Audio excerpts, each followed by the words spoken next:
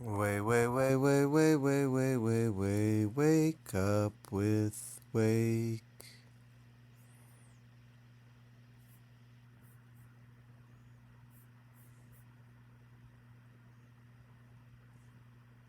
Don't expect anything in your life to change if your environment is controlling your feelings and thoughts. And if your environment is controlling how you feel and think, and I say to you, Aubrey, why are you so upset today? Oh, well, this person's upsetting me. What you're really saying is that person is controlling your feelings and your thoughts, and that means you're a victim to your environment. So to turn that around and you start realizing your feelings and thoughts create your environment, and you start seeing the effects of you at cause, you're going to react less to the people in your life because you're going to understand that you'll be back to the victim consciousness.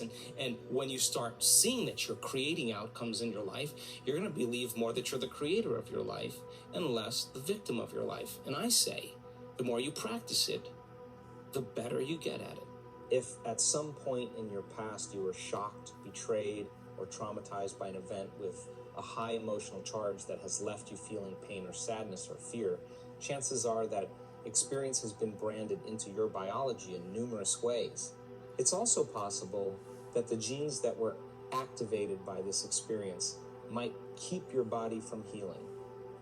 So in order for you to change your body into a new genetic expression, the inner emotion you create has to be greater than the emotion from that past outer experience.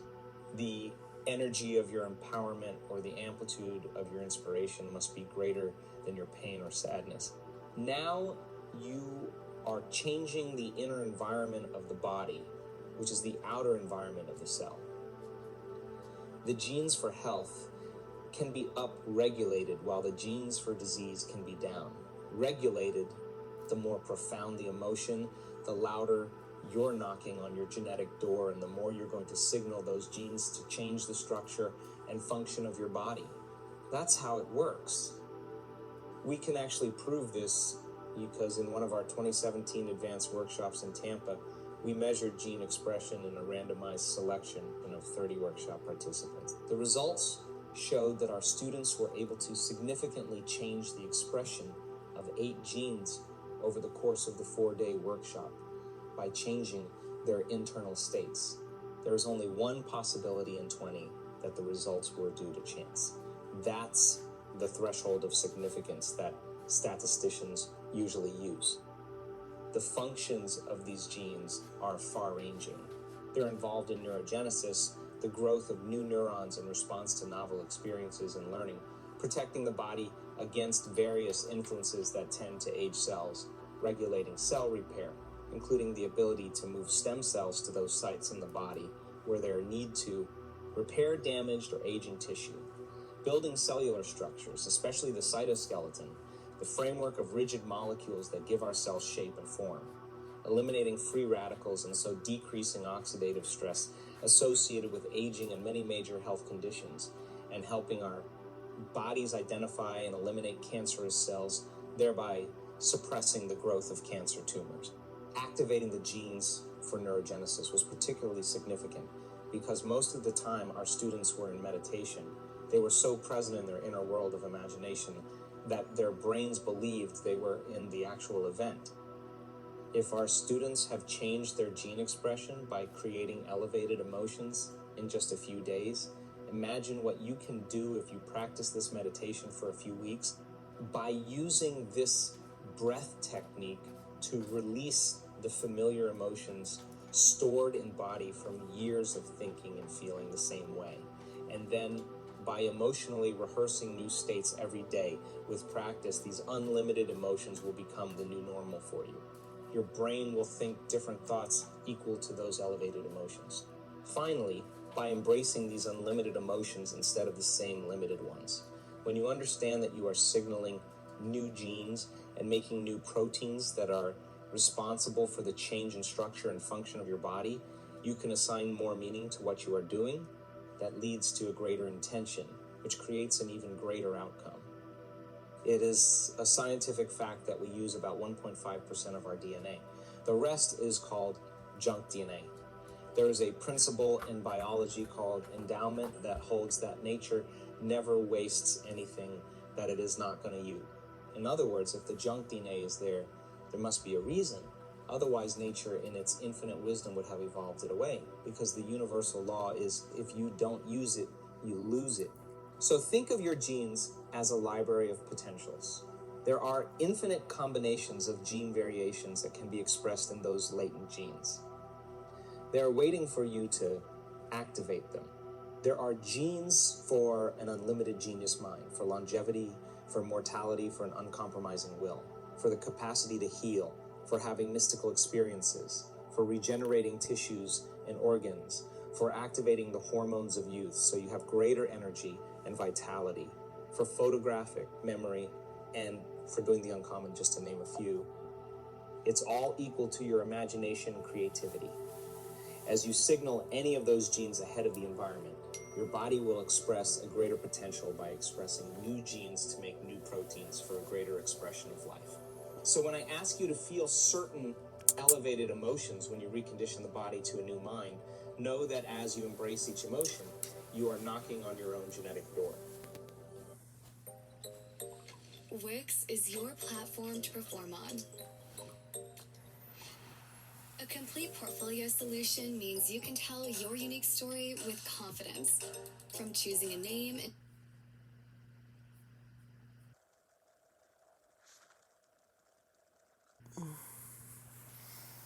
People need a rush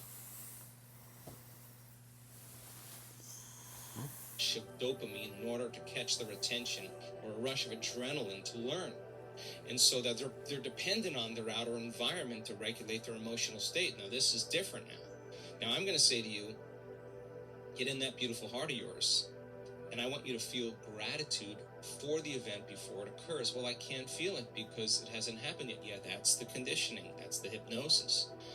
So then when you teach people how to create heart coherence and self-regulate, then it makes sense then with a coherent brain, they can hold the image of their future. They can actually then rehearse who they're going to be. They can bring up the emotions of their future. Now, here's the cool part. Awesome. If they can feel their gratitude before their healing begins.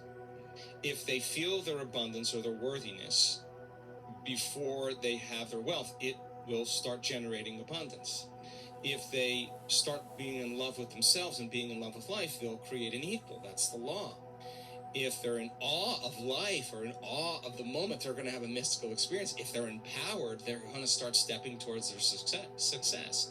So then when we wait for the outer world to change our internal state, that's a conditioning process, because some people will live in lack and separation their entire life because they're not creating anything. When this happens, then I'll feel happy. That's the illusion of three-dimensional reality. That's cause and effect, but feeling the emotion ahead of the experience is causing an effect. So the heart, when it's coherent, tends to produce an external magnetic field that's up to 3 meters wide. Now you got a Wi-Fi signal. Now when you have a coherent brain, the brain could actually lay the information on that signal. And the thought of your wealth or your health can be carried on the frequency of that heart emotion. Emotions are the end product of an experience, right? Epigenetics says it's the environment that signals the gene. If the environment signals the gene and the end product of an experience in the environment is an emotion, that person's signaling genes ahead of the environment. And now they're biologically believing, behaving, and actually becoming that person. So if the person sustains that state, and we look at novice meditators that come for a week, and 90% of them, and the metabolites, not just a few, the majority of the metabolites in novice meditators suggest that their body's in a different life. Our routine, known thoughts and feelings perpetuate the same state of being, which creates the same behaviors and creates the same reality. So if we want to change some aspect of our reality, we have to think, feel, and act in new ways. We have to be different in terms of our responses to experiences. We have to become someone else. We have to create a new state of mind. We need to observe a new outcome with that new mind. From a quantum standpoint, we have to create a different state of being as an observer and generate a new electromagnetic signature. When we do, we will match a potential reality in the field that exists only as an electromagnetic potential. Once that match exists between who we are being, what we are broadcasting, and the electromagnetic potential in the field, we will be pulled toward that potential reality, or it will find us. I know that it's frustrating when life seems to produce an endless succession of minor variations on the same negative outcomes. But as long as you stay the same person, as long as your electromagnetic signature remains the same, you can't expect a new outcome. To change your life is to change your energy, to make an elemental change in your mind and emotions. If you want a new outcome, you will have to break the habit of being yourself and reinvent a new self. What do your state of being and a laser have in common? A laser is an example of a very coherent signal. When physicists talk about a coherent signal, they are referring to a signal made up of waves that are in phase. Their troughs, low points, and crests, high points, are parallel. When those waves are coherent, they are much more powerful. Waves in a signal are either aligned or unaligned, coherent or incoherent. The same goes for your thoughts and feelings. How many times have you tried to create something, thinking in your mind that the end result was possible, but feeling in your heart that it wasn't? What was the result of that incoherent signal that you were sending? Why is it that nothing manifested? If your intentions and desires haven't produced consistent results, you've probably been sending an incoherent, mixed message into the field. You may want wealth, you may think wealthy thoughts, but if you feel poor, you aren't going to attract financial abundance to yourself. Why not?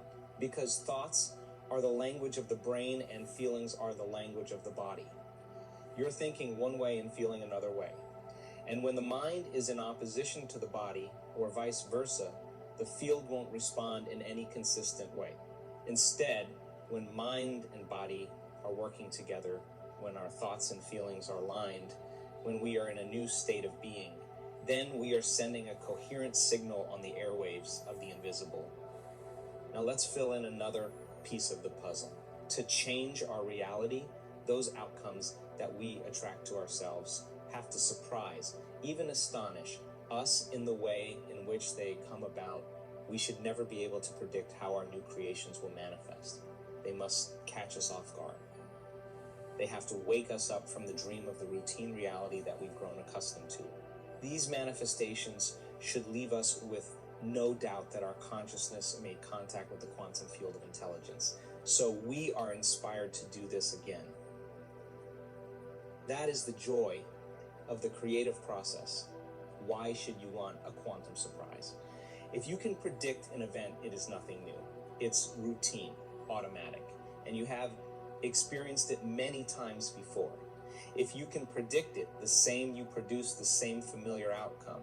In fact, if you're trying to control how an outcome will occur, you just went Newtonian classical. Physics was about trying to anticipate and predict events. It was all about cause and effect. What does going Newtonian mean when applied to your ability to create? It's when the external environment is controlling your internal environment, thinking, feeling. That's cause and effect. Instead, change your internal environment, the way you think and feel, and then see how the external environment is altered by your efforts. Strive to create an unknown, new future experience. Then when an unforeseen event occurs in your favor, you will be pleasantly surprised. You just became a quantum creator. You just went from cause and effect to causing an effect. Hold a clear intention of what you want, but leave the how details to the unpredictable quantum field. Let it orchestrate an event in your life in a way that is just right for you. If you're going to expect anything, expect the unexpected. Surrender, trust, and let go of how a desired event will unfold. This is the biggest hurdle for most to overcome, because we human beings always want to control a future reality by trying to recreate how it occurred in a past reality.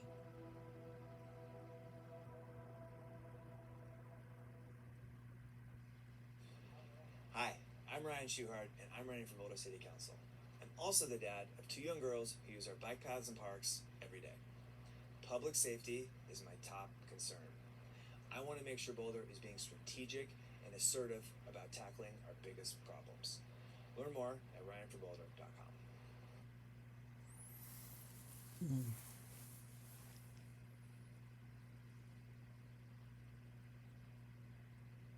The hardest part about change is not making the same choice as you did the day before. And the moment you decide to make a different choice, get ready. Because you're going to feel uncomfortable. It's going to feel unfamiliar. There's going to be some uncertainty. You're not going to be in the known. You're stepping out into the unknown. You're doing something differently. And the body, which has been conditioned to be the mind, the servant is now the master. So the body loves the familiar known. It loves the same suffering. It loves the same pain. It loves the same unworthiness. It's been conditioned that way for years on end. It really is running the show. So the moment you step out into the unknown, the body goes, wait a second, I'd rather feel guilty than this feeling of the unknown because I can't predict my future. So the body starts influencing the mind, and then we start to hear this chatter in our head that says, well, I can start tomorrow. Tomorrow's a better day. You really don't feel like it today. Why don't you just have one piece of cake? You're a loser. It's your parents' fault. It's your ex's fault. It's your culture's fault, whatever it is. And if we accept, believe, and surrender to that thought as if it's the truth, that's an old circuit in the brain. That thought will lead to the same choice, which will lead to the same behavior, which will create the same experience, which will produce the same feeling or emotion. The person says, well, this feels right to me. No, that feels familiar. Crossing the river of change, going from the old self to the new self, there is a neurological, a biological, a hormonal, a genetic death of the old self. Your every thought produces a biochemical reaction in the brain. The brain then releases chemical signals that are transmitted to the body, where they act as the messengers of the thought. The thoughts that produce the chemicals in the brain allow your body to feel exactly the way you were just thinking. So every thought produces a chemical that is matched by a feeling in your body. Essentially, when you think happy, inspiring, or positive thoughts, your brain manufactures chemicals that make you feel joyful, inspired, or uplifted. For example, when you anticipate an experience that is pleasurable, the brain immediately makes a chemical neurotransmitter called dopamine, which turns the brain and body on in anticipation of that experience and causes you to begin to feel excited. If you have hateful, angry, or self-deprecating thoughts, the brain also produces chemicals called neuropeptides that the body responds to in a comparable way. You feel hateful, angry, or unworthy. You see, your thoughts immediately do become matter. When the body responds to a thought by having a feeling, this initiates a response in the brain. The brain, which constantly monitors and evaluates the status of the body, notices that the body is feeling a certain way. In response to that bodily feeling, the brain generates thoughts that produce corresponding chemical messengers. You begin to think the way you are feeling. Thinking creates feeling, and then feeling creates thinking in a continuous cycle. This loop eventually creates a particular state in the body that determines the general nature of how we feel and behave. We will call this a state of being. For example, suppose a person lives much of her life in a repeating cycle of thoughts and feelings related to insecurity. The moment she has a thought about not being good enough or smart enough or enough of anything, her brain releases chemicals that produce a feeling of insecurity. Now, she is feeling the way she was just thinking. Once she's feeling insecure, she then will begin to think the way she was just feeling. In other words, her body is now causing her to think.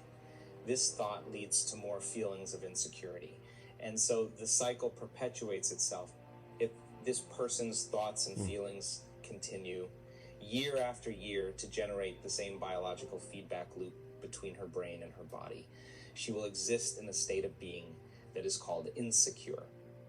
The more we think the same thoughts, which then produce the same chemicals, which cause the body to have the same feelings, the more we physically become modified by our thoughts.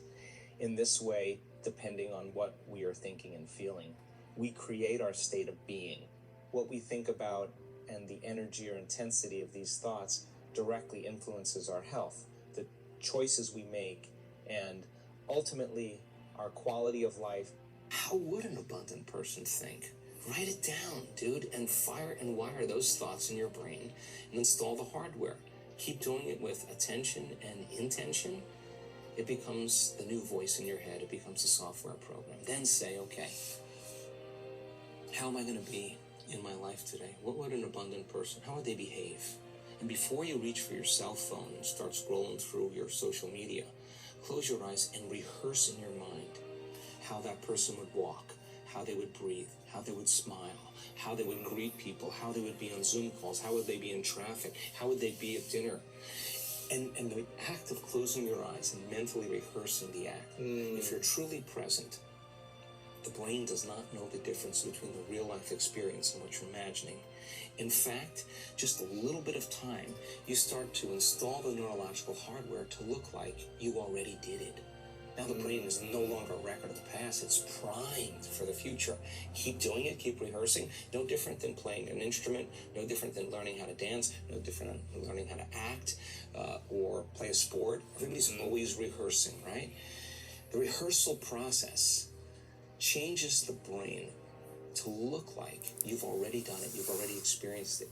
Now what's the essential part of that? The hardware is in place. Now all you gotta do is step into the footprint. Keep doing it, it becomes a software program. You start acting like an abundant person. Everything changes. Your energy changes, your mood changes, the way you walk, the way you breathe, your posture changes. You're out of the known, right? Yes. You gotta condition the body now emotionally into the future. Conscious thoughts repeated often enough become unconscious thinking. In a common example of this, we must consciously think about our every action while we are learning to drive. After much practice, we can drive 100 miles from point A to point B and not remember any part of the trip because our subconscious mind is typically at the wheel. We've all experienced being in an unaware state during a routine drive, only to feel our conscious mind re-engaging in response to an unusual engine sound or the rhythmic thump of a flat tire. So if we continually entertain the same thoughts, they'll start off as conscious ones, but they'll ultimately become unconscious, automatic thought programs. There is a sound explanation in neuroscience for how this happens. These unconscious ways of thinking become our unconscious ways of being. And they directly affect our lives just as conscious thoughts do. Just as all thoughts set off biochemical reactions that lead to behavior, our repetitive unconscious thoughts produce automatic acquired patterns of behavior that are almost involuntary. These behavioral patterns are habits, and most surely, they become neurologically hardwired in the brain. It takes awareness and effort to break the cycle of a thinking process that has become unconscious. First, we need to step out of our routines so we can look at our lives. Through contemplation and self-reflection, we can become aware of our unconscious scripts. Then, we must observe these thoughts without responding to them so that they no longer initiate the automatic chemical responses that produce habitual behavior. Within all of us, we possess a level of self-awareness, which can observe our thinking. We must learn how to be separate from these programs, and when we do, we can willfully have dominion over them. Ultimately, we can exercise control over our thoughts. In doing so, we are neurologically breaking apart thoughts that have become hardwired in our brain. Since we know from neuroscience that thoughts produce chemical reactions in the brain, it would make sense then that our thoughts would have some effect on our physical body by changing our internal state. Not only do our thoughts matter in how we live out our life, but our thoughts become matter right within our own body. Thoughts matter. Out of their belief that thoughts are real and that the way people think directly impacts their health and their lives, these individuals saw that their own thinking processes were what had gotten them into trouble. They began to examine their life analytically. When they became inspired and diligent about changing their thinking, they were able to revitalize their health, A new attitude can become a new habit. To become abundant, we have to overcome the old personality. And that's 95% of who we are, right? Yes. So then, the side effect of the beginning of this process is a lot of discomfort. It is a lot of discomfort because you're stepping outside the known into the unknown, and now you can't predict. It's scary. No, you'd rather hold on to your lack. The pain, the and suffering. Rather tell the story of that. At least it makes you feel something that's familiar. When you step outside and you're saying, I'm not going to complain about money any longer. I'm not going to complain about I don't have any. I'm not going to judge other people who do. I'm not going to say I can't. I'm not worthy. It's never going to work. All those things got to go. Pacifico is brewed for those who let go of the things that don't matter and hold on to the ones that do. That's living life anchors up. I'm not going to feel lack. I'm not going to feel unworthy. I'm not going to feel separation. I'm not going to feel resentment. These are the things that are keeping my reality the same. Now it's no longer about abundance. It's about who you become. So the overcoming process becomes the becoming process. And so many people come through this work. They want abundance. They want healing. They want a new relationship. They want a new career. They want the mystical, but really, they want wholeness.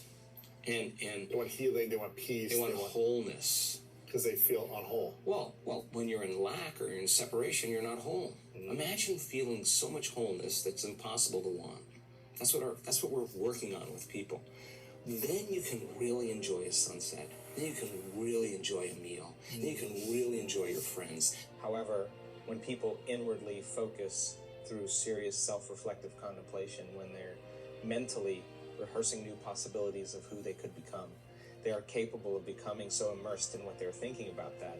At times, their attention is completely detached from their body and their environment. These seem to fade away or disappear. Even the concept of time vanishes. Not that they are thinking about time, but after such periods when they open their eyes, they expect to find that just a minute or two has elapsed, only to discover that hours have gone by. At these moments, we don't worry about problems, nor do we feel pain. We disassociate from the sensations of our body and the associations to everything in our environment. We can get so involved in the creative process that we forget about ourselves. When this phenomenon occurs, these individuals are aware of nothing but their thoughts. In other words, the only thing that is real to them is the awareness of what they're thinking. Nearly all have expressed this in similar words. I would go to this other place in my mind, one subject said, where there were no distractions. There was no time. I had no body. There was no thing. Nothing except my thoughts. In effect, they became a nobody, a nothing, in no time. They left their present association with being a somebody, the you or self, and they became a nobody. In this state, as I was to learn, these individuals could begin to become exactly what they were imagining. The human brain, through the frontal lobe, has the ability to lower the volume to, or even shut out, the stimuli from the body and the environment, as well as the awareness of time. The latest research in functional brain scan technology has proven that when people are truly focused and concentrating, the brain circuits associated with time, space, and the feelings, movements, the sensory perceptions of the body literally quiet down. As human beings, we have the privilege to make our thoughts more real than anything else. And when we do, the brain records those impressions in the deep folds of its tissues. Mastering this skill is what allows us to begin to rewire our brain and change our life.